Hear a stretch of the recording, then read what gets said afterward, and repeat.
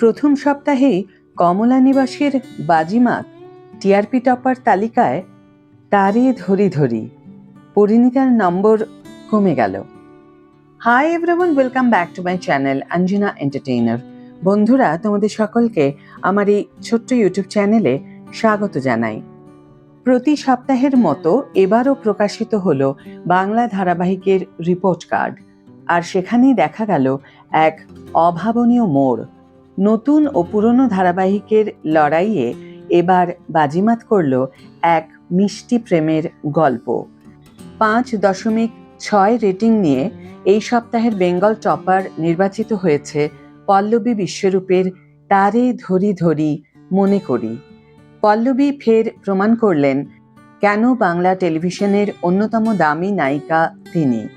জবা, পর্ণার পর নতুন চরিত্রেও ততটাই কামাল করছেন এই নায়িকা। গত কয়েক সপ্তাহ ধরে দাপট দেখালেও এবার কিছুটা পিছিয়ে দ্বিতীয় স্থানে সন্তুষ্ট থাকতে হলো পরিণীতাকে। তার প্রাপ্ত নম্বর 5.4। তবে তৃতীয় স্থানে থাকা পরশুরাম 5.3 খুব বেশি পিছিয়ে নেই। যে কোনো মুহূর্তে এই দুই ধারাবাহিকের মধ্যে স্থান পরিবর্তন হতে পারে বলে মনে করছেন বিশেষজ্ঞরা।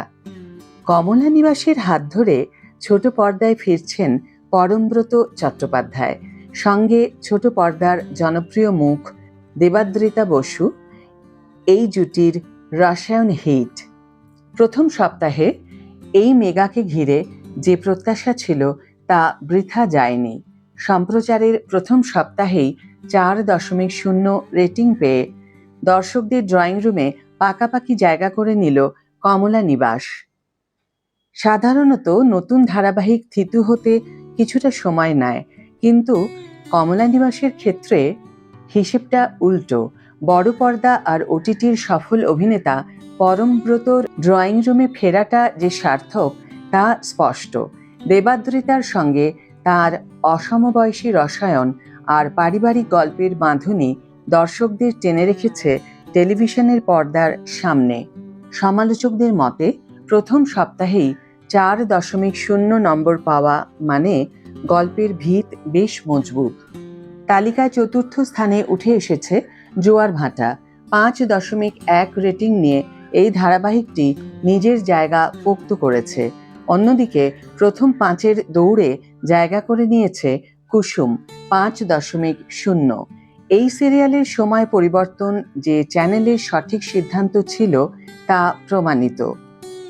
তাহলে প্রশ্ন হলো, পিছিয়ে পড়ল কারা? তালিকায় উপরের সারিতে থাকা ধারাবাহিকগুলোর ভিড়ে এবার বেশ কিছু জনপ্রিয় মেগা প্রথম 5 থেকে ছিটকে গিয়েছে।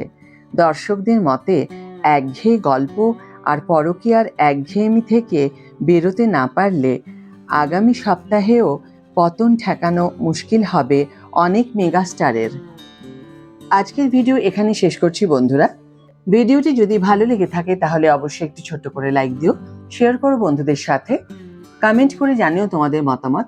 যারা এখনো আমার চ্যানেলটিকে সাবস্ক্রাইব করোনি তারা অবশ্যই চ্যানেলটিকে সাবস্ক্রাইব করে আমার পাশে থেকো, আর যারা অলরেডি সাবস্ক্রাইব করে দিয়েছো তাদের জন্য আমার অনেক ভালোবাসা এবং অনেক ধন্যবাদ।